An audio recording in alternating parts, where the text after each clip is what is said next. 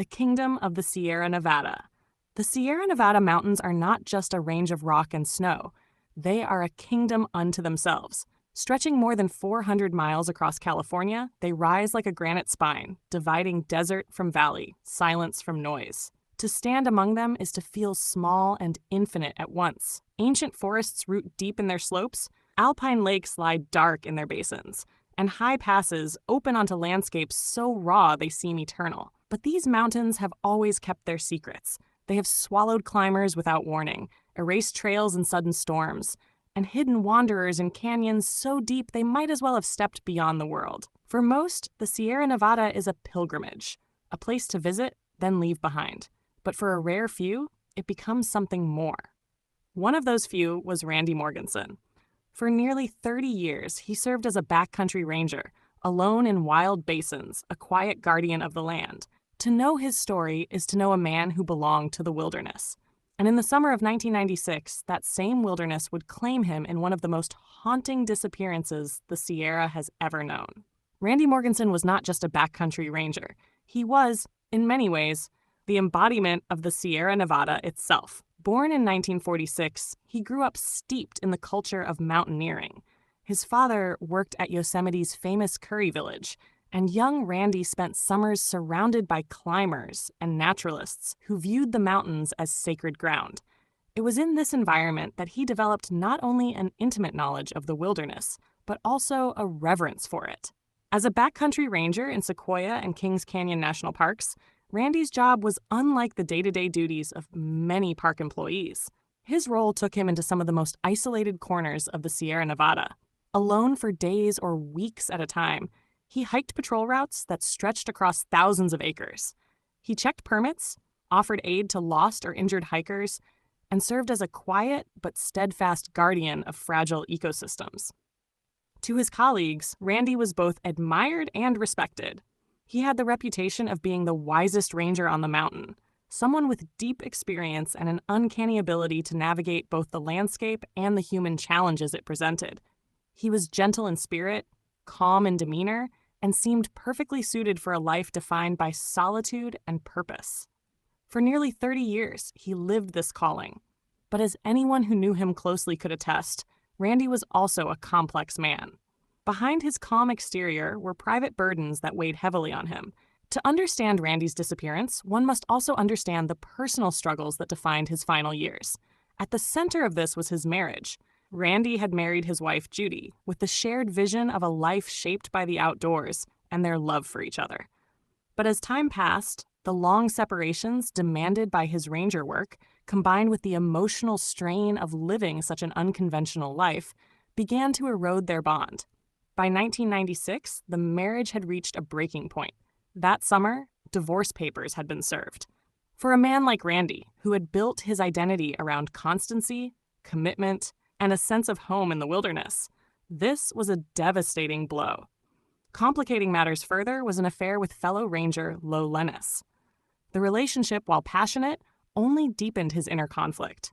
He carried guilt and shame, along with uncertainty about what he truly wanted for his future. Friends and colleagues began to notice changes in his demeanor. Randy, once a steady presence, seemed contemplative and even withdrawn. He spoke openly of his doubts about whether his decades of service had truly made a difference. He wondered aloud whether the wilderness that had been his refuge had in fact become a kind of prison. This was the context in which he entered the summer of 1996, a season that would be his last. On July 21st, 1996, Randy left his ranger station near Bench Lake. He carried only his essentials, leaving behind his revolver. He also left a note saying he would be gone for 2 to 3 days. Oddly, the note was dated a month earlier, suggesting distraction or troubled thoughts. For a man as precise and seasoned as Randy, these details were unusual. Leaving without a firearm in such rugged territory was uncommon for a backcountry ranger, and the misdated note raised questions about his state of mind. While none of these choices alone proved suspicious, together they hinted at a man wrestling with something internal, whether despair, distraction, or a desire for escape. That day would be the last time anyone saw him alive. Randy was expected to maintain regular radio contact with fellow rangers. When he failed to make his scheduled call, His absence immediately raised alarms. In the tight-knit ranger community, reliability was essential. Missed check-ins were rare, and they were never taken lightly. A young ranger named Rick Sanger, who had been mentored by Randy, was among the first to respond. Along with others, he hiked through the night to Randy's station. What they found was both ordinary and troubling. Randy's camp was neatly in order. His gear was in place, his belongings carefully arranged, and nothing suggested a hurried departure. Yet Randy himself was gone. The wilderness leaves little margin for error. A single misstep, an accident on steep terrain, or a sudden change in weather can turn deadly. But in Randy's case, no immediate clues pointed to such a fate. It was as if he had simply walked out into the mountains and vanished. The National Park Service launched one of the most extensive search and rescue operations in its history. For nearly 2 weeks, helicopters circled above the Sierra Nevada, dog teams scoured the trails, and dozens of rangers covered mile after mile of unforgiving terrain. The search was grueling. The Sierra Nevada is a land of steep ridges, deep canyons, and shifting snowfields. Even the most experienced searchers knew that finding a single person in such vastness was like searching for a shadow in a storm. Despite their efforts, no footprints, clothing, or belongings were discovered. The silence of the wilderness was unbroken. As the days stretched on, theories began to circulate. Some believed Randy had walked away deliberately, seeking to escape the turmoil in his life. Others feared he had taken his own life, given the dark thoughts he had confided to colleagues. A third possibility was the most straightforward, that he had suffered a tragic accident, his body hidden by the landscape. For the ranger community, the lack of answers was devastating. Randy had been more than a colleague. He was a mentor, a friend, and in many ways, the soul of the backcountry. His absence left a void that no one could fill. 5 years later, a shocking discovery. For 5 years, Randy's fate remained a haunting mystery. His family and friends were left without closure, and the ranger community carried the wound of uncertainty. Then, in July of 2001, chance intervened. A 19-year-old member of a California Conservation Corps trail crew was working near Window Peak Drainage, a remote area of Kings Canyon. There, near a waterfall, the crew member stumbled upon human remains. Alongside a boot, a backpack, and a badge, investigators confirmed the identity. It was Randy Morgenson. The discovery brought both relief and renewed questions. The most likely scenario, according to investigators, was that Randy had fallen through a snow bridge, breaking his leg. Concealed under ice and snow, his body had remained hidden during the initial search, only to be revealed years later as the landscape shifted.